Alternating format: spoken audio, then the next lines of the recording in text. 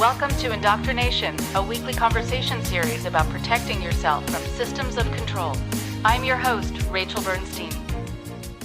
I want to wish you all a very happy new year. I hope this new year proves to be one that brings with it a feeling of sanity and health and healing, and is a year where you reach out for help if you need it, and you reach out to help others when they need it, and that others will reach out to you to offer you help so that you don't actually have to ask for it. I see that always as a gift to give somebody else.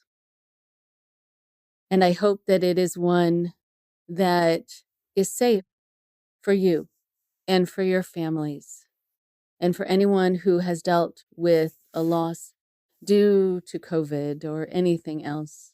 I hope, again, that this year brings with it more happiness, not as much sadness and worry as last year did for many, many people. And if you want to go to patreon.com/indoctrination to keep our podcast going for this next year, we would appreciate any amount of support. It really is something that we rely on the listeners and supporters to keep going, because I provide it as a public service. So go to patreon.com/indoctrination and become a subscriber. And if you already are one, if you're already a supporter, and I wholeheartedly appreciate it, you can also move up a tier and go onto Patreon, and it will guide you to let you know how to do that.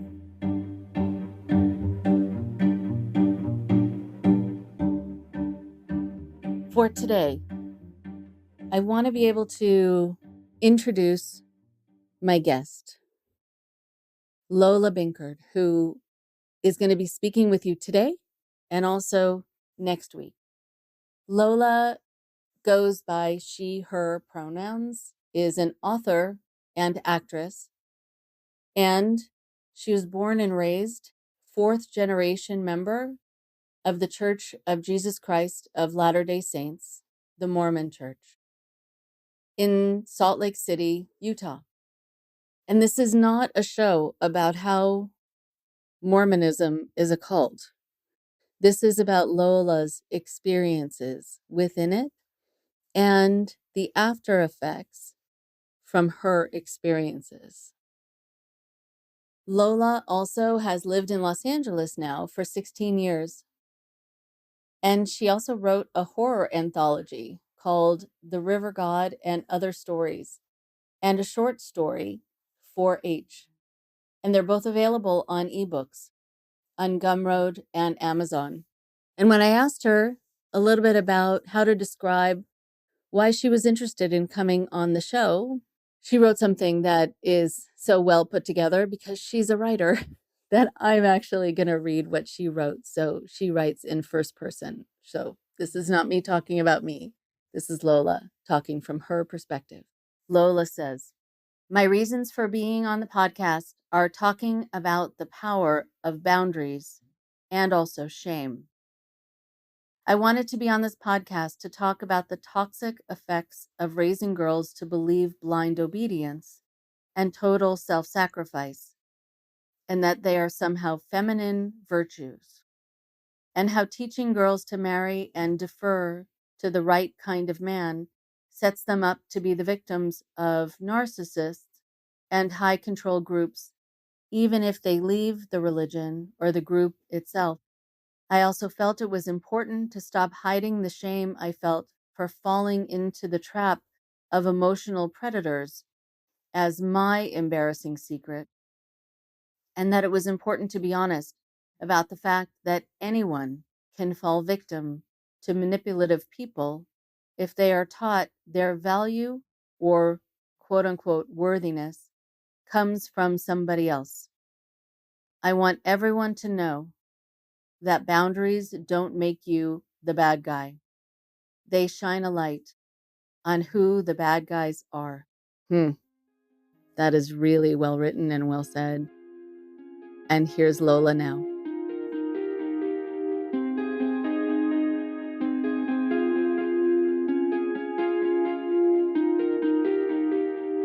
Welcome, Lola, to the show. I am very happy to be speaking with you and to be getting a sense from you about your insights from your upbringing to things that you've realized as an adult, to also how you felt shaped by your experience and how much it also kind of influenced the decisions that you made in your life and the relationships you got in and how it all ties together. Because a lot of people will say to me, I had this experience when I was young. I didn't realize how much it had stayed with me until I saw that I was kind of recreating the same scene over and over, or something similar, or something in line with how I was raised to feel about myself, and also what kind of personalities I gravitated towards. And so that's when people start to see, maybe they need to kind of address this so it doesn't just keep recreating again kind of the same play. Just because you know the part doesn't mean you want to keep being in the same play. So go ahead and introduce yourself and then talk a little bit about what you want to talk about. My name's Lola. I grew up in Salt Lake City. I am on one side third generation Mormon, and on the other side, I think fourth generation or fifth, depending on who you ask. I lived in LA for a long time, and I recently moved back to Salt Lake City. I'm wondering about when you said it depends on who you ask, how many generations back you are. How come it depends on who you ask? Well, it's it's really funny. There's a huge emphasis in LDS culture about your genealogy. Uh, Hmm. Keeping track of everybody. There's a huge emphasis on like doing sort of rites and rituals for generations that existed before the church was on the earth. So everyone, you want to keep track of all the great great greats to hopefully, baptize them in at some point. And I feel like there's definitely sort of a weird bragging culture of who knows more about the family than Aunt so and so. So depending on who Uh-huh. you ask, you'll hear, "Oh, people joined in the 1800s." Then someone will say, "No, no, someone crossed the plains with blah blah blah." So then I'm curious, of course, I'm curious what it's like to be back in Utah now, but I wonder also, just growing up, what was your experience like? And knowing also that we're not saying that Mormonism is a cult. We're talking about the ways that messages, I think, get conveyed to girls, boys, women, men in a lot of different organizations, and the lasting power that they have. And for some people, I know they are Mormon and happily so. And others have noticed, just like with anything, that it actually kind of was strengthening to them in certain ways, but in other ways, kind of took some of their power away, or at least made them feel that they didn't have a voice or they didn't have power. And that's something that I've heard when people talk about the disparity for them when they think about their Mormon or other kind of religious upbringings. So I'm wondering what it was like for you growing up Mormon. Did you have a sense that what you were doing was different from other people? Yes and no. There was very much an emphasis on how it was a growing religion, very much led to believe that we were sort of on par with the Catholics in terms of world influence. Mormonism is it's a very American religion, and I think it's very individualistic, which means it's very possible to end up like I did in a pocket of society, of just like a community bubble where some really toxic messages got perpetuated. But I have a ton of friends who've had, just really wonderful lives, and it's very much street by street almost. Salt Lake's pretty liberal, so I had a really unique perspective where I went to school with a largely Catholic population. I grew up on a side of town that was a pretty even split between Mormons and Catholics. I got a pretty good exposure to ways different people lived. But in terms of once I hit high school, once like the the people that I went to church with, the people that I was encouraged to associate with. It was very much a bubble, a to-do list of kind of unspoken things, uh, Mm-hmm. raised to believe it was normal but special.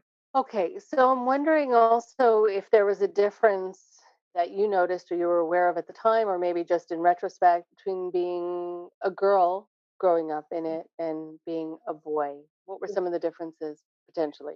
Oh man, so many. I mean, it first of all, I would say one of the biggest ones was it was really, really early on. I've always been a really emotional person. There's a reason I went to acting school.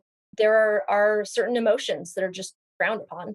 And one of them is anger for girls. Mhm. There's certain types of people that do very well within the culture. If you have a certain type of personality, if you have certain aptitudes, you'll fit in really well. You'll do really well. But if you have issues with the kind of the unspoken rules, there's backlash. Like, for example, I was raised very firmly to believe that girls do not yell.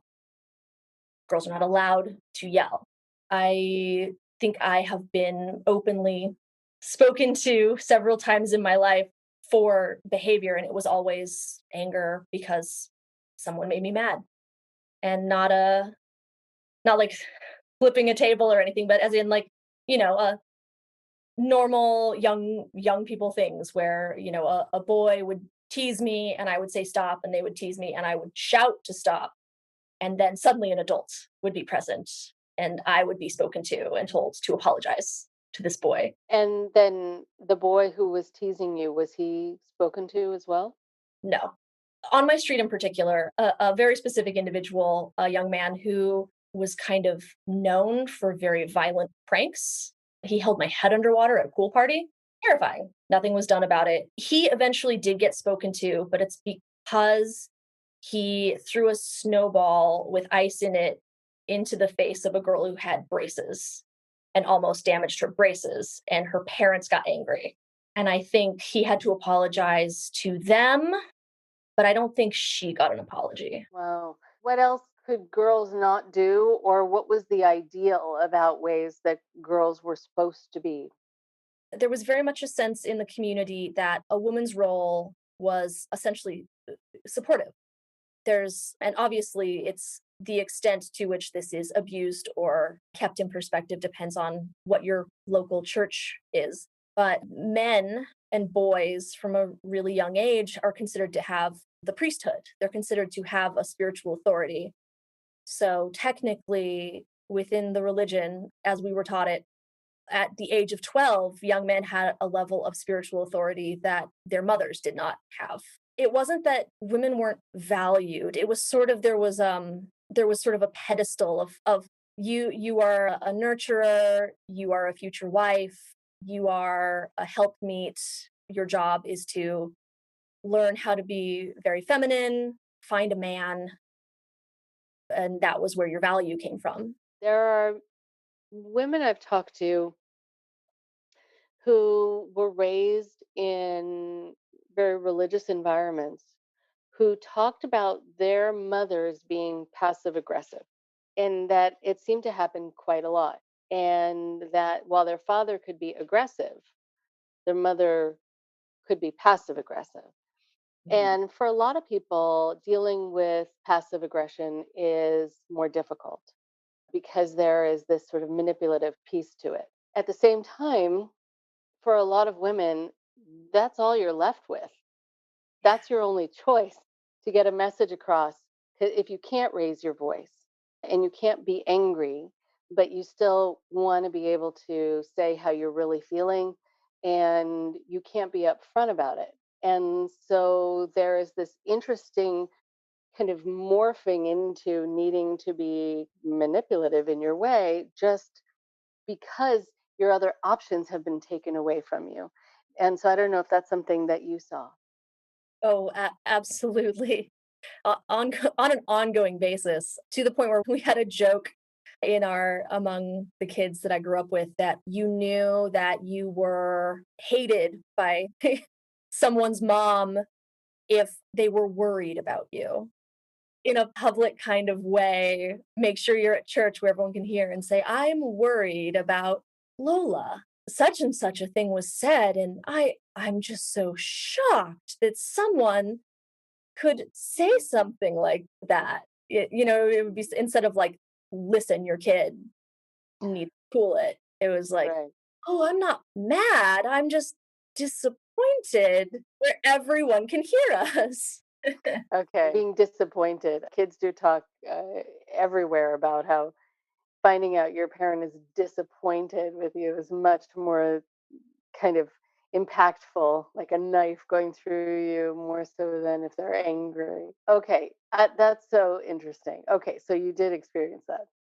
The other thing that I was going to say is the other thing you would hear, especially as we got older and entered the dating pool, another common phrase was such a sweet spirit, the equivalent of the Southern bless her heart, which is what a bridge troll, what an awful person. Oh, such a sweet spirit. Oh, she tries. Yeah, I had heard from someone who was also raised with that, not the such a sweet spirit, which I find very interesting to learn about, but just the bless his heart or bless her heart, that it is such a condemnation, but it comes, out in this false sweetness. Hmm. And acceptance. Okay. All right. And so what else? What else did you notice just growing up that you wanted to highlight for us as it shaped you into the person that you were when you first got out, especially? Yes, as I mentioned, I think the moment that things started setting me up to fail in a lot of ways was such an incredible pressure in my community to, as I said, to date, to marry, but also it's very Jane Austen-esque in its way, where there were, for whatever reason, I don't know why, I don't know, someone would have to explain this to me, and I don't know, but there were always, once I was old enough to start dating, there were way more girls in that pool than there were active guys. There were just more Mormon girls than boys at like the college or high school level. It was really brutal. It was incredibly competitive. Everyone was trying to find someone and get married, which kind of leads to this really insane thing where the young men of the group that I knew had their pick of the litter, and they became very overconfident about finding the right one. There was a lot of emphasis on someone, you're getting married. It's like you're supposed to do it once, you're supposed to have lots of kids. And it very quickly became this perpetuation of these like childhood gender roles where the men were expected to be very successful, very charismatic, very confident. And if you were a girl and you were in a room where there were maybe like 4 or 5 girls for every guy, and that guy can date whoever he wants, there's so much pressure to be the right kind of Mormon girl. And if you can't, if you're not that type, if you can't get that attention, then you basically you're toast. You're dead in the water. So it's just a constant passive aggressive feeding frenzy. And it felt more like a job interview than it did meeting people and finding out why you liked people.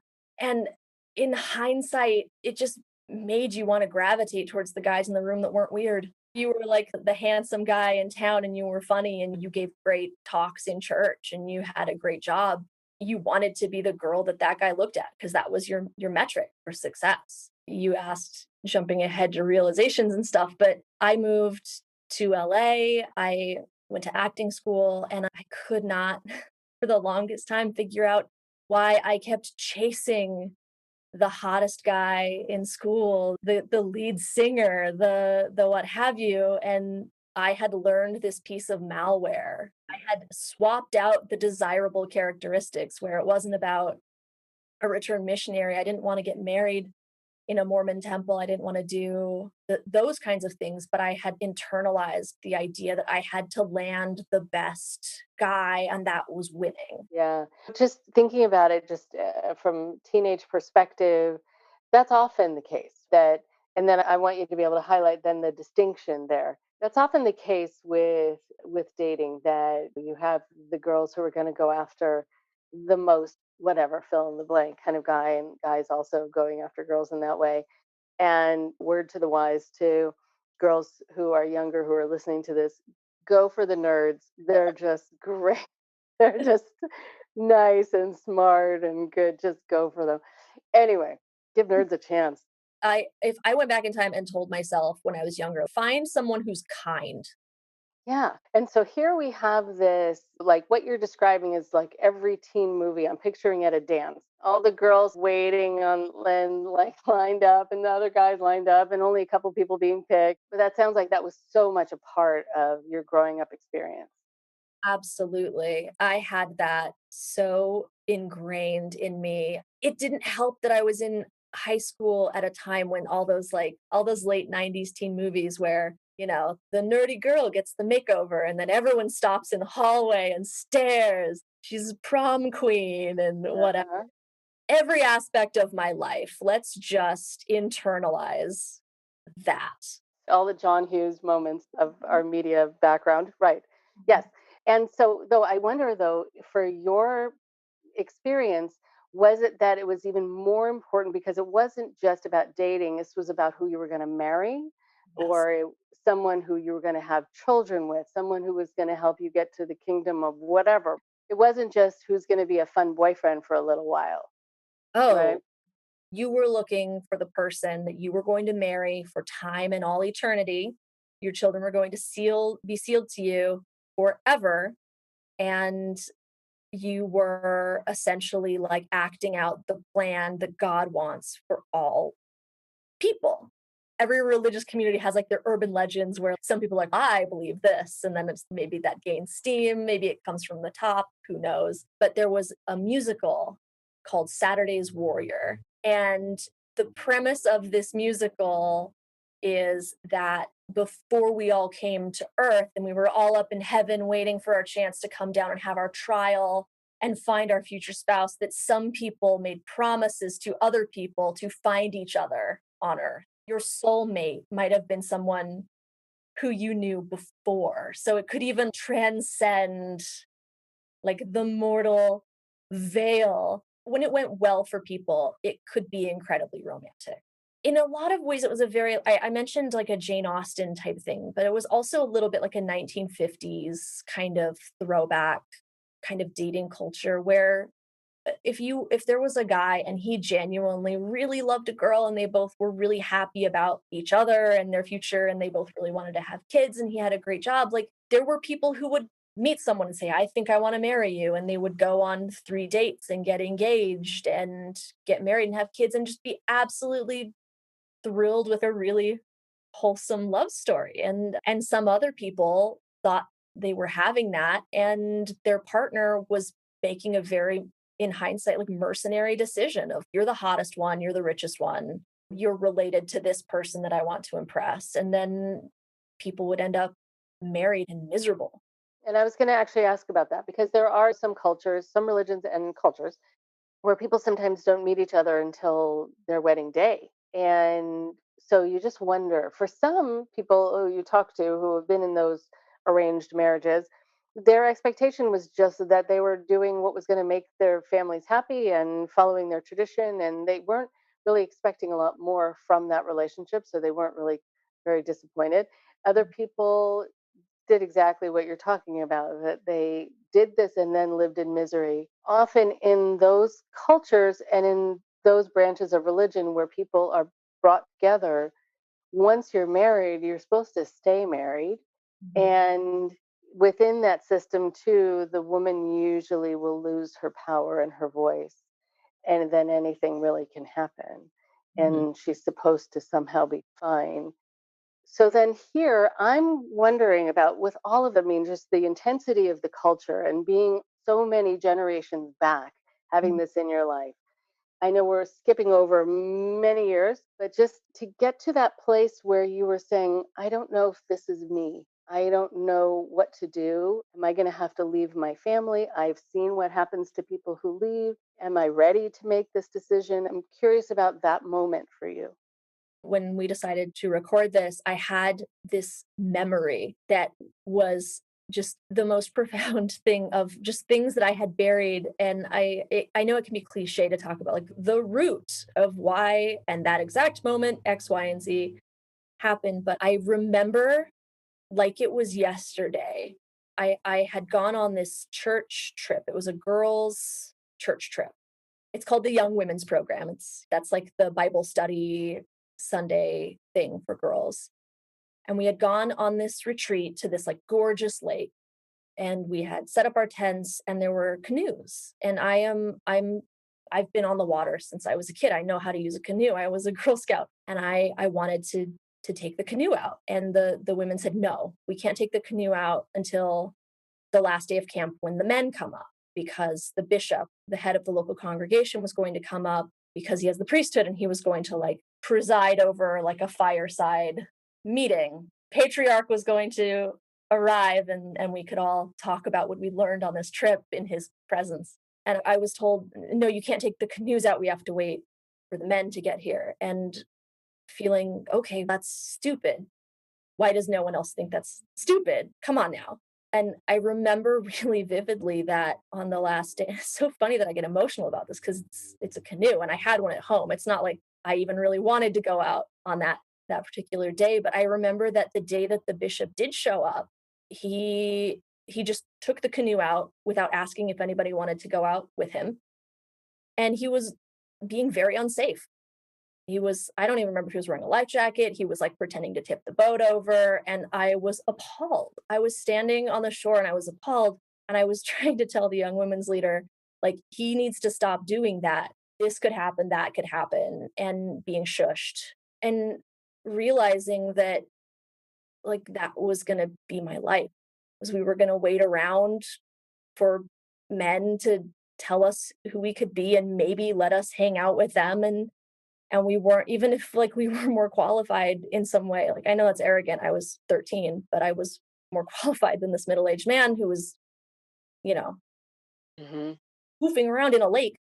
Like the awareness of how just frustrated and trying to argue about it, like I looked around and everyone had backed away from me, and realizing that I was just like marked as like a problem. The loneliness of that moment, I'm sure, was palpable.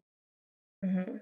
I've always been an outspoken person. I've always spoken my mind, and definitely in that environment that I talked about of how everyone's trying to get married and there are only so many people, I very quickly was singled out as someone who was assumed to be secretly gay, which was bad. I'm not, but it's obviously there's nothing wrong with being gay. If I was, I would be, but I wasn't. I was just very outspoken, and it was used as a slur. And it was used as a slur by boys that I was supposed to want to impress. And also to say, I'd heard recently just about the Mormon church starting to look at changing their stance on homosexuality. And it's going to take a while, I'm sure, but I was very happy to hear that it's something they're starting to look at.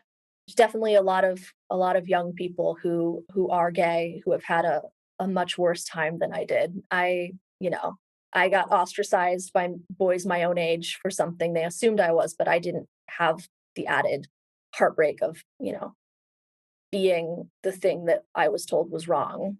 I have friends who grew up closeted, and I wouldn't wish that on my worst enemy. Because what would happen if you were at the time, and again, I hope this changes, and it seems like that's a work in progress right now, which is monumental. But what would happen to you if you were gay? What was the idea before when you were growing up in it? Worst case scenario, I know of people who were kicked out of their homes as teenagers. I know that for the more loving families, a lot of them were encouraged to have therapy geared towards realigning that, so to speak. There was a camp, I believe it was called, I can't remember, it was like Evergreen. It was a tree name, and it was a retreat that well intended parents would send their kids on to encourage them not to act on incorrect, quote unquote, incorrect impulses because you were supposed to like boys and boys were supposed to like girls and that sort of thing. So coming back to those pivotal moments where you said something's wrong here, and why is it that I'm the only one seeing it, even though you probably weren't the only one seeing it, but you Mm. were the only one saying it. Yeah. But I think that being outspoken is a very lonely place to be when no one joins voices with you? It was awful. It was absolutely the worst. When you grow up in a very communal environment, that trickles down from it comes back from girls' camp, it comes back from something that was said in school to church, where you very quickly become kryptonite. You're toxic. No one will date you. No one will invite you to things. And if they do, it's because everyone's invited or they're trying to sort you out. Yeah, and the flip side of that also was that if anybody paid any attention to me, even in a negative way, people would get so excited because they would say, maybe he has a crush on you. Like, maybe this one Hmm. will like you. Or, oh, he's picking on you now, but when he realizes he has a crush on you, he's going to feel so stupid. Nobody ever, nobody made sure the girls were okay. Nobody made sure we felt, do you want to dance with that guy? Do you? Well, what do you want? For my friends who were closeted, do you even like guys? It's fine if you don't. Like, that was Hmm. never a thing. And really the only way, once in my experience, the only way that you were out of the corner, the blacklisted corner, was if, for you were saying, like an 80s movie, if a good boy decided that they liked you, that could redeem you. That was how you could, like, have value again. Okay, so those experiences that you talk about, and there, I'm sure there was more than one of those moments. At some point, and I guess I'm curious at what age you just said, "Okay, I'm done."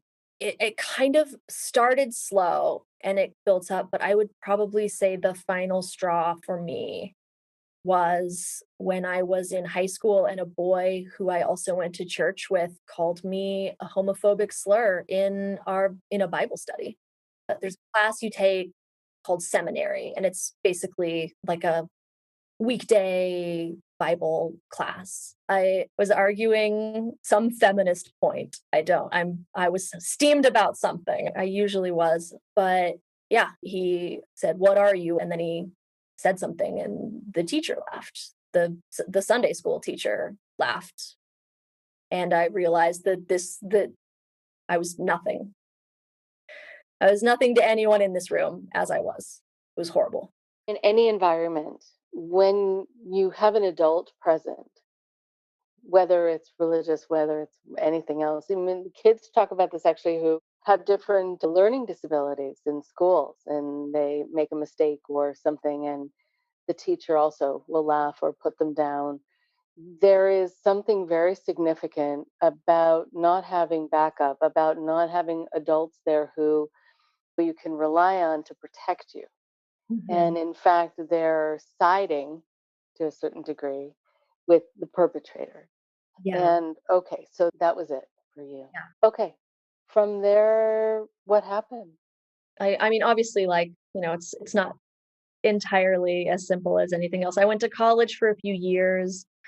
Um, I eventually realized that I wanted to move to LA and I wanted to leave behind the system entirely. I mean, Salt Lake is a fairly liberal city where I could go out and be there and just live my life, but I just needed to get as far away from it all as possible for a while. And I really did think that I could just move to LA and none of my baggage would follow me in any way, shape, or form. And I went to acting school. It was honestly the best 3 years of my life.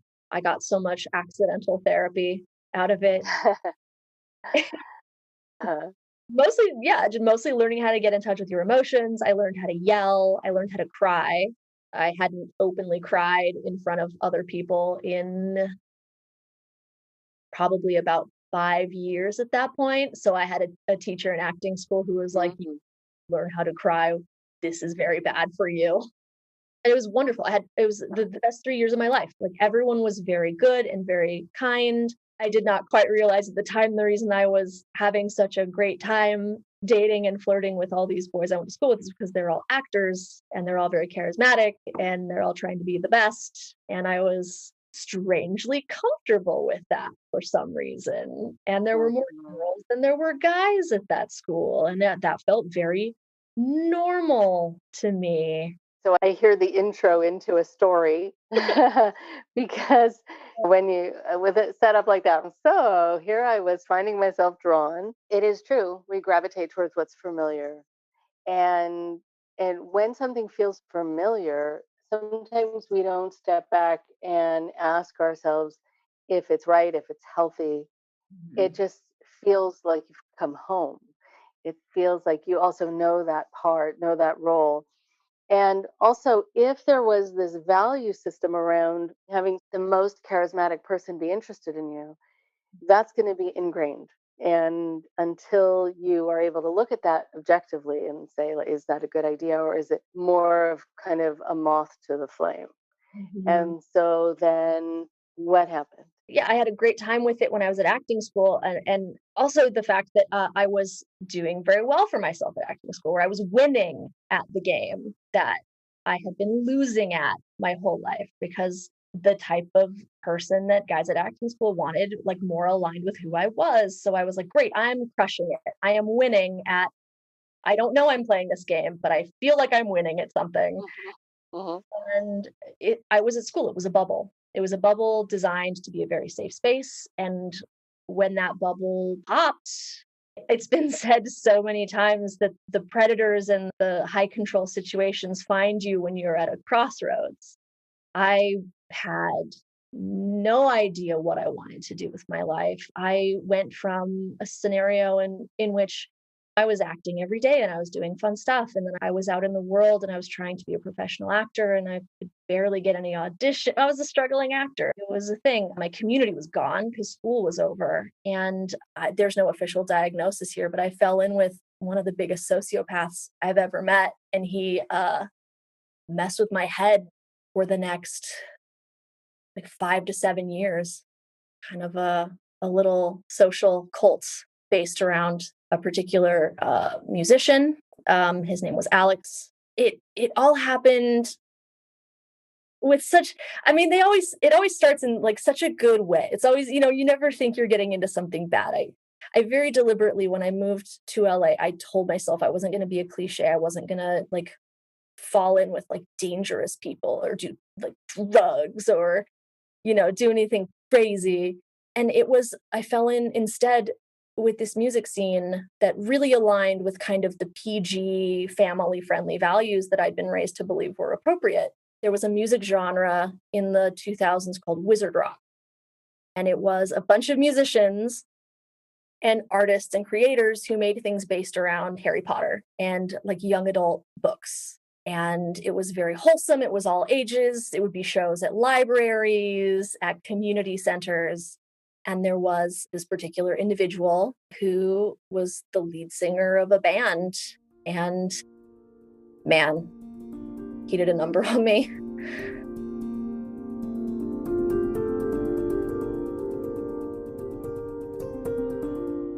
One more thing before you go. I am so happy that you're getting to hear my conversation with Lola. This is part one, again, of my two-part conversation. So be sure to tune in next week to hear the rest of my conversation with her. She said something, well, she said a lot of things, but she said something about how no one asked a girl what they wanted. She said she didn't hear the question, well, what do you want? And that's extremely powerful. And it's also, unfortunately, not a rarity in certain circles.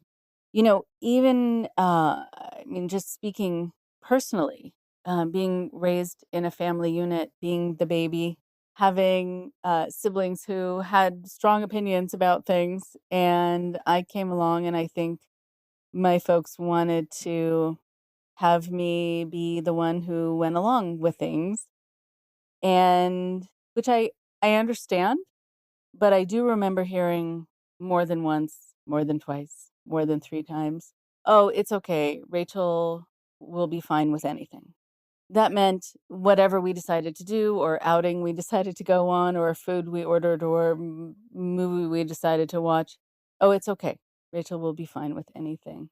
And I thought that that was actually true about me, because sometimes when you are told something over and over again, you do believe actually that it's an accurate depiction of you, but it wasn't.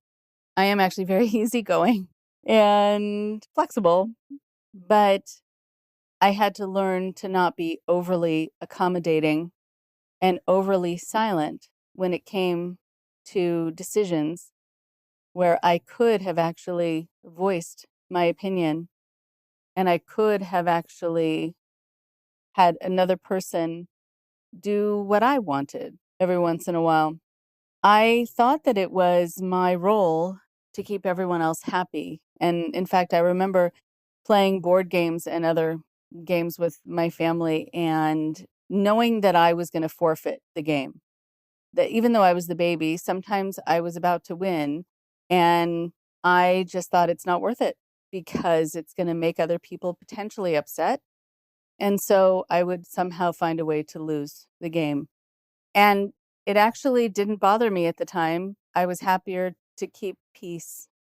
And it's very interesting because when you learn those things about yourself, you think, okay, that's actually a strength to a certain degree, that you're not so competitive that you need to win and you're going to get mad if you don't. But also, where do you get to learn how to handle if you win and other people might not like it, and how to proceed along that route without feeling like somehow you've done something wrong by winning? I remember when I first came out of a long-term relationship where I didn't have a voice. I was then dating someone new who knew that it was a hot day and asked if I wanted some ice water and then asked me how many ice cubes I wanted in the water. And I was silent, not necessarily because I wasn't sure, but because I was amazed that you could be asked that question. I had no idea that was an option, that you got to choose that, because I would be handed whatever I'd be handed, and that was good enough. But I did need to ask the person I had been with how many ice cubes they wanted. And so it turns everything around when you realize suddenly that you've never been asked what you want. And maybe you do want some things and you have to learn how to want them. And you have to learn that it's okay to want them. And you have to learn how to ask for them. And also how to not either perceive yourself or accept being perceived as pushy or selfish or bossy if you have a want that's different than the other person's, or if someone might have to go out of their way in any way for you, which might even be as small as putting some ice cubes in your water. When you don't get a chance to engage with your sense of what you want because it doesn't matter, then you do actually find yourself disconnected from yourself. And a lot of people have that kind of experience when they leave either restrictive environments or controlled environments or controlled relationships, where they might say, I don't know how I feel. It doesn't register sometimes. I don't even think about it. I don't think about what I want, in part because I was never asked, but also in part because it didn't matter. And so it can be a very uncomfortable thing when you're in a relationship and you are asked what you want and you think, oh no, is this a trap? If I say what I want, am I going to be judged? If I say what I want, am I going to be seen as pushy or difficult? And so this message actually is for both people in a relationship like that, whether it is within a religious environment or a love relationship, even a very good friendship, but a place where you have gotten into this kind of groove with somebody else. It is important, in order for there to be a shift, that both people shift. Let me tell you what I mean. if you notice that you always defer to the other person because it's easier to have them pick where they want to go, because if you pick where you want to go and you end up going there and the other person isn't happy, will you just make yourself suffer? Will they make you suffer? Is there just too much of a risk? But I think also you want to notice how many times you waited to have this other person ask you, how about you? Or what do you think? And what do you want? And instead, there was deafening silence. But also, for the other person, I want you to challenge yourself. And I want you to notice that you always get what you want. And I want you to notice that you don't mind it. And I want you to notice that it's not actually a benefit to the relationship, but just a benefit to you. Because while you might be happy, your relationship doesn't seem so. And that might be one of the reasons why. So, think about this, that when you are with somebody where you're in charge and they have to do what you want, they, being human beings, are going to find ways to get messages across to you that they're not happy. And that might mean that they just are seething with resentment, smiling on the surface, but you can tell something's wrong inside. They're going to find ways to share their frustrations with you or kind of make comments to you, kind of passive-aggressive comments and passive-aggressive maneuvers, which I actually don't judge. I think when people don't have actual power or think they don't have actual power in a relationship, all they're left with is being passively aggressive. And that's actually a step up, I think, from just being completely passive.